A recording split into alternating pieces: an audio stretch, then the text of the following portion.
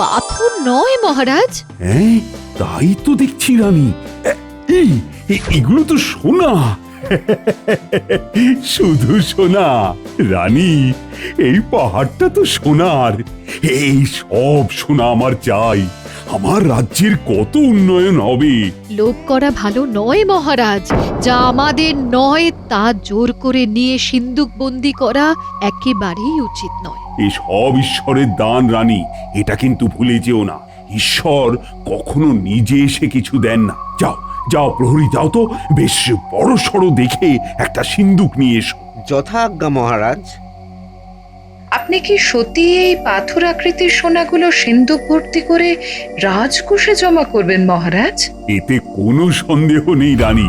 আমার রাজকোষ পরিপূর্ণ হওয়া মানে আমার শক্তি বাড়া। আমার সাথে কোনো রাজাই আর চোখে চোখ রেখে কথা বলতে পারবে না। অর্থই যত অনর্থের মূল, তার সঙ্গে এটাও মনে রাখবেন। মহারাজ, বড় সিন্ধুক নিয়ে এসেছি, আর কিছু মানুষও এনেছি যারা সোনা বয়ে নিয়ে যাবে। বাহ বাহ বাহ বাহ, খুব ভালো। তোমার বুদ্ধি আছে তো। নাও নাও নাও, তাড়াতাড়ি সবাই মিলে হাত লাগিয়ে সোনাগুলো সিন্ধুকে ভরো।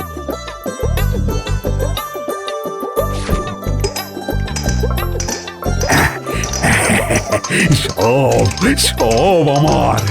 একবার সন্ধান যখন পেয়েছি, তখন এই পাহাড় আমার আমার। কত আমার আমার করবেন না মহারাজ, কিছুই আপনার নয়। কি কি হচ্ছে সব? পাহাড় কাঁপছে কেন? মহারাজ, মহারাজ, পাহাড়ে ধস নেমেছে। ওই দেখুন, পাথরের চাই কি দ্রুত আসছে। প্রকৃতির আক্রোশে পড়েছেন আপনি মহারাজ, আর কোথাও পালাবার জায়গা নেই। আমরা সবাই পাথরের আঘাতে চূর্ণ বিচূর্ণ হয়ে যাব। মহারাজ, এই দেখুন সোনার পাথরগুলোর আর কোনো জৌলস নেই। গুলো আর সোনা নেই মহারাজ। কি করে হলো? কি ইন্দ্রজাল নাকি নাকি কোনো জাদুকরের জাদুর ভেলকি? এগুলো সব ছিল মহারাজ আপনার দৃষ্টিভ্রম, দেখার ভুল। পাহাড় কাঁপছে, ভূমিকম্প।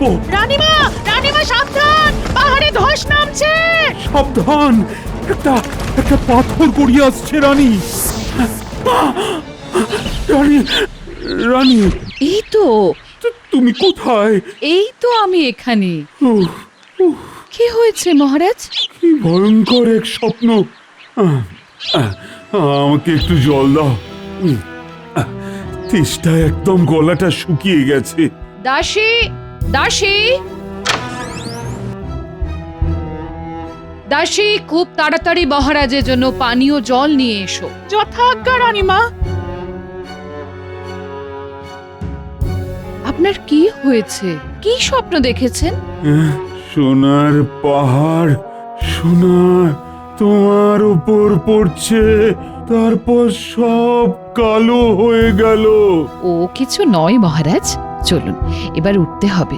উঠে পড়ুন মহারাজ, রাজসভায় যেতে হবে যে। কিছু দুর্ভাবনা করবেন না, কাল ভালো করে ঘুম হয়নি হয়তো। বলছো রানী কিছু হবে না? কিন্তু শুনেছি ভোরের স্বপ্ন নাকি সত্যি হয়। ওসব কথা একদম মনে স্থান দেবেন না মহারাজ।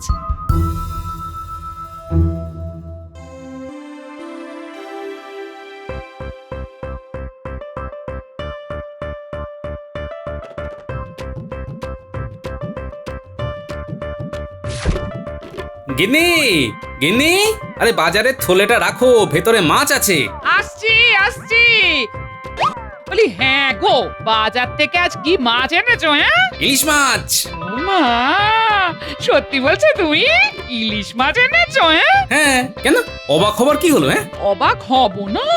আজ আমি স্বপ্ন দেখলাম তুমি বাজার থেকে ইলিশ মাছ নিয়ে এসেছো, আর সত্যি সত্যি তুমি একটা গোটা ইলিশ নিয়ে এলে।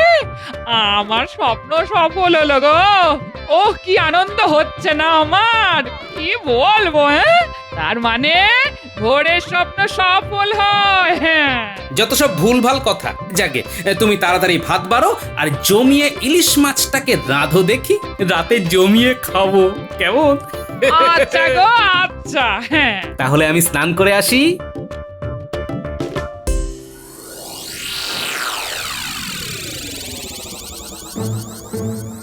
এ কি, মহারাজ এখনো রাজসভায় আসেননি?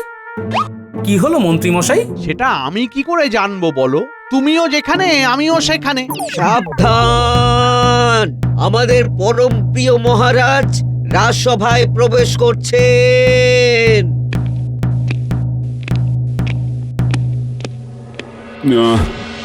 আমার দেরি হওয়ার জন্য সবার কাছে আমি আন্তরিকভাবে ক্ষমা প্রার্থনা করছি।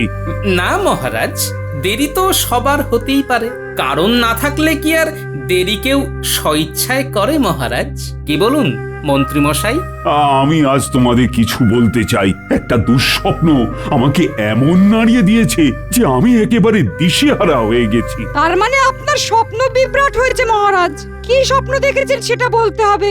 আমি স্বপ্নে দেখলাম আমি একটা সোনার পাহাড় ঘেরা উদ্যানে বেড়াতে গেছি। কি মনোরম জায়গা, পায়ের নিচে সোনার পাথর। তারপর ওই সোনার পাথরগুলো সিন্ধুকে করে নেব বলে প্রহরীকে দিয়ে সিন্ধুক আনালাম। ভাবলাম রাজকোষ পূর্ণ হলে আমার রাজ্যে উন্নয়ন খুব ভালো করে করতে পারবো। কিন্তু কি মহারাজ? তারপর হঠাৎ দেখি যেগুলোকে সোনা ভেবে সিন্ধুকে ভরেছিলাম সেইগুলো আর সোনা নেই, সব পাথর হয়ে গেছে। তারপর প্রচন্ড জোরে পাহাড় কাঁপতে শুরু করলো, ধস নামলো, আর তারপর আমার ঘুমই ভেঙে গেল। সর্বনাশ! কিসের সর্বনাশ? মহারাজ, আপনার তো প্রচুর অর্থ নষ্ট হবে। এই সংকেতই তো আপনার স্বপ্নে জানান দিয়েছে। সে কি, অর্থ নষ্ট? প্রতিকার কিছু নেই?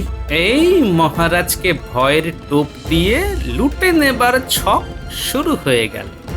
আমাকে বিচার করার জন্য একটু সময় দিন মহারাজ।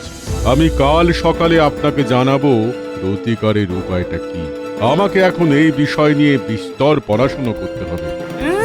বিস্তর পড়াশোনা করতে হবে? তোমার কল আমি বুঝিনি ভেবেছো? মহারাজকে সরল সাদা পেয়ে ভেবেছো গোপালকে হাঁদা বানাবে? সেগুড়ে বালি রাজ্যতীষী। শোনো, আজ আর সবার কাজ কিছু হবে না। তোমরা সবাই যে যার মতো বাড়ি যাও। আমি একা একা ভাববো। আজকের মতো সবার কাজ শেষ।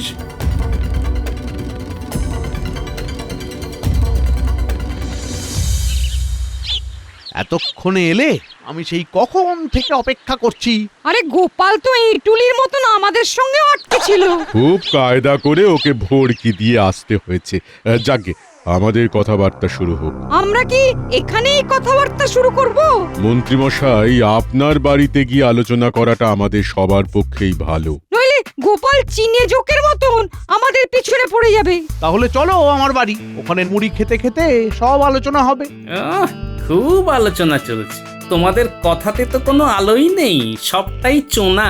কি জন্য তোমরা তিন মূর্তি এক হয়েছো আমার বুঝতে বাকি নেই। চলো চলো চলো, সবাই আমরা মন্ত্রীমশাইয়ের বাড়িতে যাই। চলো। আমি তোমাদের কাজ ছাড়া করছি না।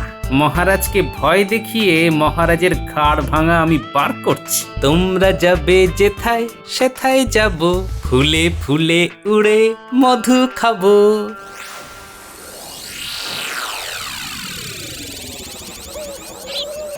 অর্থ নষ্ট, সব অর্থ আমার নষ্ট হয়ে যাবে। তাহলে তাহলে আমার রাজ্য কিভাবে চলবে? না না না না, এ অসম্ভব। যে কোনো কিছুর বিনিময়ে আমাকে এর প্রতিকার করতেই হবে। কিসের প্রতিকার মহারাজ? ও, তুমি রানী, সকালে স্বপ্নটা নিয়ে খুব ভাবছি। রাজজ্যোতিষী বলল ওই স্বপ্ন দেখার অর্থ হলো বিরাট অর্থনাশ। আমি খুব চিন্তায় আছি রানী। আপনি অহেতুক ওইসব নিয়ে ভাবছেন। কিচ্ছু না, এসবের কোনো মানেই নেই। না রানী, মানে আছে আছে।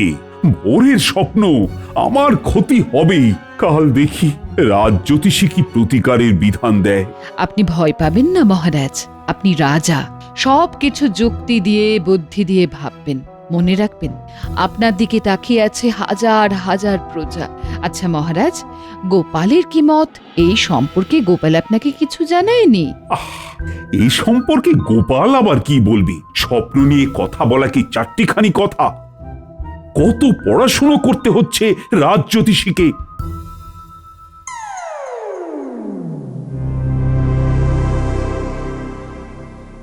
এই জায়গা থেকে বেশ দেখাও যাচ্ছে আর শোনাও যাচ্ছে। আমি তো সারা রাত ধরে বই পড়ে প্রতিকারের উপায় বার করব বলেছিলাম। পড়বে তো ঘন্টা, বাড়ি গিয়ে ভালো করে শুয়ে 10 ঘন্টা ঘুমিয়ে নেবে। প্রতিকারের উপায়টা এক্ষুনি আমাদের আলোচনার মাধ্যমেই চলে আসবে। মাথায় এসে গেছে, মহারাজকে বলতে হবে ব্রাহ্মণ সেবা, মানে 1 মাস ধরে ব্রাহ্মণ সেবা করলে এই সমস্যা থেকে মুক্তি পাবে। ভোজনান্তে দক্ষিণা বেশ জমে যাবে, কি বলুন মন্ত্রী মশাই? হ্যাঁ, জমে একদম দই হয়ে যাবে। অকৃতজ্ঞ সব, শুধু নিজেদের কথাই ভাবলে। কই মিলেমিশে খাবার কথা তো বললে না? হ্যাঁ, ব্যাস লেগে গেছে ভাগ বাটোয়ারা নিয়ে। দেখি শেষটা কি হয়। ঠিক ঠিক ঠিক, আমরা তো 3 জন, আমাদের এই 3 জনের স্বার্থ দেখতে হবে। কে রাজ্যদেশী? আরে কিছু উপায় বার করো। দেখি কি বুদ্ধি দেয়। আমার একটা বুদ্ধি মাথায় এসেছে, সেটা বলি? বলো শুনি। আমি মহারাজকে বলবো যে আপনি সকালে ঘুম থেকে উঠে যার মুখ প্রথম দেখবেন তাকে 500 সোনার মোহর দেবেন 1 মাস। আবার অঙ্কে ভুল হলো। 500কে আমরা 3 দিয়ে ভাগ করব কি করে? ওটা 600 করো। ঠিক, আমরা প্রত্যেকে 200 সোনার মোহর করে পাবো। তোমাদের পাওয়াচ্ছি। রাজ্যতীষী, তুমি ভেবেছো ভারী সুন্দর। আমরা 3 জন পালা করে মহারাজের সাথে সকালে দেখা করে আমাদের প্রাপ্যটা বুঝে নেব। কিন্তু তাতেও একটা কথা আছে। কি কথা? তোমরা গভীরে ঢুকতে পারছো না। মহারাজ ঘুম থেকে উঠে তো রানীমার মুখ দেখবেন। শোনো শোনো, মহারাজকে বলতে হবে নিকট আত্মীয় ছাড়া যাকে আপনি প্রথম দেখবেন তাকেই শুধু 600 সোনার মোহর দেবেন। কেমন? হ্যাঁ, বাহ, এই না হলে মন্ত্রী মশাই। আমরা পালা করে যাব, প্রথমে যাবেন মন্ত্রী মশাই। তাহলে ওই কথাই রইলো। কাল রাজসভাতে রাজ্যতীষী বলবে প্রতিকারের উপায়। তোমাদের প্রতিকারের উপায় বার করছি আমি। আমি এখন যাব মহারাজ আর রানীমার কাছে।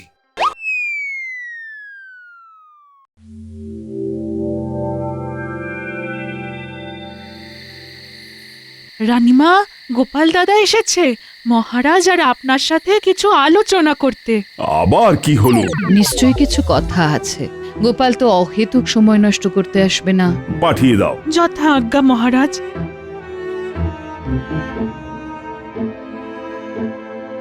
গোপাল নিশ্চয়ই কোনো ভালো খবর নিয়েই আসছে। আসতে পারি মহারাজ? হ্যাঁ হ্যাঁ, এসো গোপাল। বলো তুমি কি বলতে এসেছো? মহারাজ, আপনার দেখা স্বপ্ন নিয়ে 3 মূর্তি একটা গভীর ষড়যন্ত্র করছে। 3 মূর্তি? এই 3 মূর্তি কারা? ওই মন্ত্রী মশাই, রাজ্যতীষী আর পণ্ডিত। কি ষড়যন্ত্র গোপাল? রাজসভা থেকে বাড়ি যাব ভাবছি, দেখলাম রাজ্যতীষী আর পণ্ডিত একটা জায়গায় দাঁড়িয়ে গুজগুজ ফুসফুস করছে। আমিও দাঁড়িয়ে গেলাম। তারপর দেখি ওরা দুজন আমাকে লুকিয়ে লুকিয়ে কোথায় যেন যাচ্ছে। আমিও পিছু নিলাম। তারপর ওরা সবাই মিলে মন্ত্রী মশাইয়ের সাথে মিলিত হলেন। আমি লুকিয়ে সব দেখছি, কিন্তু কোনো কথা শুনতে পাচ্ছি না। ওমা, তুমি যদি শুনতে নাই পেলে তাহলে এত নিশ্চিতভাবে বললে কি করে? পুরোটা শুনুন না মহারাজ। গোপালকে পুরোটা বলতে দিন। বলো গোপাল। তারপর ওরা সবাই হাঁটা দিল। আমিও ওদের পেছন পেছন যেতে লাগলাম। ওরা সবাই মন্ত্রীর বাড়ির মধ্যে ঢুকে গেল। তারপর আমি যা শুনলাম। কি শুনলে? শুনলাম আমি তো সারা রাত ধরে বই পড়ে প্রতিকারের উপায় বার করব বলেছিলাম। প্রতিকারের উপায়টা এক্ষুনি আমাদের আলোচনার মাধ্যমেই চলে আসবে। মাথায় এসে গেছে, 1 মাস ধরে ব্রাহ্মণ সেবা করলে এই সমস্যা থেকে মুক্তি পাবে। ভোজনান্তে দক্ষিণা বেশ জমে যাবে, কি বলুন মন্ত্রী মশাই? হ্যাঁ, জমে একদম দই হয়ে যাবে। অকৃতজ্ঞ সব। শোনো শোনো, মহারাজকে বলতে হবে নিকট আত্মীয় ছাড়া যাকে আপনি প্রথম দেখবেন তাকেই শুধু 600 সোনার মোহর দেবেন। কেমন? হ্যাঁ, বাহ, এই না হলে মন্ত্রী মশাই। আমরা পালা করে যাব। তাহলে ওই কথাই রইলো। কাল রাজসভাতে রাজ্যতীষী বলবে প্রতিকারের উপায়। তোমাদের প্রতিকারের উপায় বার করছি আমি। আমি এখন যাব মহারাজ আর রানীমার কাছে। সর্বনাশ! মহারাজ দুধ কলা দিয়ে তো কাল সাপ পুষছেন, তাহলে কি করবেন এবার? কাল ওদের আসতে দাও না রাজসভাতে, দেখো কি হয়। ওদের সাথে মজা করব, ওদের কথা মানব। এখানে আমার একখানা কথা আছে মহারাজ। বলো বলো বলো। আপনার ভেতরের ঘরের দরজায় প্রমাণ সাইজের আয়না রেখে দেবেন, সেটা কেউ জানবে না। ঘুম থেকে উঠে যেই দরজা খুলতে যাবেন আপনার মুখটা আপনার নজরে পড়বে প্রথম। আপনি আপনাকেই 600 সোনার মোহর দেবেন 1 মাস ধরে, ডান দিক থেকে বাম দিক। ধন্য বুদ্ধি বটে তোমার। সব আপনার আশীর্বাদ রানীমা। আমি তাহলে এখন আসি। এসো।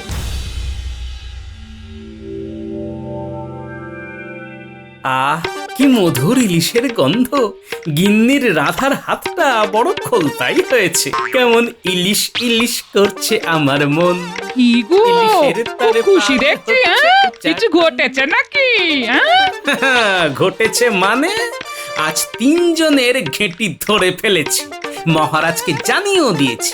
বাবা, সেই 3 মূর্তিগুলো কে কে? হ্যাঁ? মন্ত্রীমশাই, পণ্ডিত আর রাজ্যোতিষী, এরাই সেই 3 মূর্তি।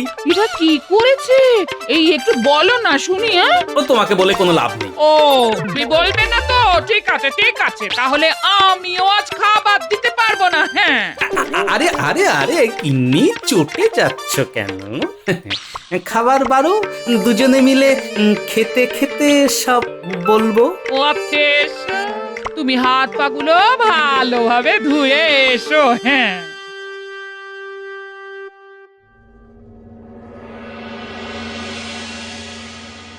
রাজ্যোতিষী, তুমি প্রতিকার কিছু পেলে? পেয়েছি মহারাজ, একটা সুন্দর প্রতিকার পেয়েছি। বলো শুনি, আমিও খুব উদ্গ্রীব হয়ে আছি। মহারাজ, প্রত্যেক দিন সকালে আপনি ঘুম থেকে উঠে যাকে প্রথম দেখবেন তার হাতে আপনি 600 সোনার মোহর দিয়ে দেবেন। এমনি ভাবে 1 মাস দেবেন, তাহলেই আপনার স্বপ্ন দোষ কেটে যাবে মহারাজ। মহারাজ, ভালোই হলো, 600 সোনার মোহর আপনার কাছেই থেকে যাবে। কি করে? বারে, প্রতিদিন সকালে ঘুম থেকে উঠে মহারাজ তো রানীমার মুখই দেখবেন। না না না, আত্মীয় পরিজনদের মুখ দেখলে হবে না। তবে কি অপরিচিত ব্যক্তির মুখ দেখতে হবে? না না না, পরিচিত অপরিচিত মিলিয়ে দেখলেই হবে। ব্যাস, তাহলে মহারাজ সব সমস্যার সমাধান হয়ে যাবে এই মাসেই। উফ, 1 মাস ধরে 200 সোনার মোহর, ভাবা যায় না। আচ্ছা মহারাজ, মন্ত্রীমশাইয়ের মুখটা কেন হাসি হাসি হয়ে উঠল? কি মন্ত্রীমশাই, আপনি 600 সোনার মোহরের জন্য ভোর রাত থেকে মহারাজের ঘরের চারপাশে ঘুরবেন নাকি? কি বললে গোপাল? আহা, রেগে যাও কেন, শান্ত হও। সব তো মিটেই গেল, এবার দেখাই যাক না কার কার ভাগ্যে 600 মোহর নাচছে। শোনো, মন দিয়ে শোনো। কাল ভোর রাতে পণ্ডিত, তুমি মহারাজের ঘরের দরজায় কড়া নেড়ে মহারাজের ঘুম ভাঙাবে। ঠিক আছে, এই কিন্তু মানে কি বলবো, অত সকালে মহারাজকে ঘুম ভাঙিয়ে আরে কিছু সমস্যার কথা তো বলতে হবে। বলবে তো তুমি তুমি তুমি বলবে যে হ্যাঁ, তোমার পাঠশালার ছাদ ফুটো হয়ে গেছে, ছাত্ররা বসতে পারছে না, রাজসভায় আলোচনা করলে মন্ত্রীমশাই খুব ধমকান। বাহ, খুব সুন্দর। তাহলে ঠিক আছে, ওই কথাই রইলো।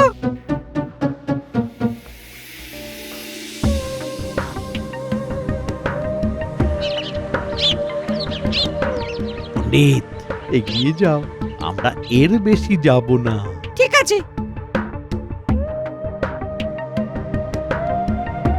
পণ্ডিত মশাই, এত সকালে? মহারাজ সকাল সকাল ডেকেছেন, জরুরি দরকার আছে। আমি না গেলে অনর্থ হয়ে যাবে। পথ ছাড়ো। ঠিক আছে, যান।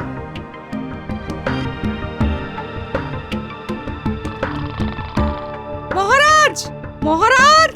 রানী, পণ্ডিত এসেছে। তাহলে উঠে পড়ুন আর আয়নায় আপনার মুখ দেখে নিন। ওরা তো জানে না যে আমি সব জেনে গেছি। মহারাজ, এ, আমি পণ্ডিত, আপনার সাথে খুব দরকার। দাঁড়াও, দরজা খুলছি। বাহ, গোপালের জবাব নেই। ইস, আর কিছু আগেলেই তো 600 সোনার মোহরটা পেয়ে যেতে। আমার আসার আগেও কেউ এসেছিল? কে সে? গোপাল? না না, সে আমার পরিচিত, আর তোমারও অপরিচিত নয়। কে সে? সেটা এখন বলা যাবে না, সবকিছু রাজসভাতেই বলবো।